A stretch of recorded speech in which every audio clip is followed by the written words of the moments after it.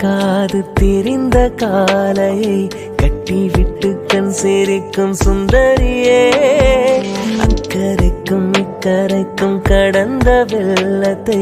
கட்டியனை கட்டி வைத்த பைங்கிலியே, என்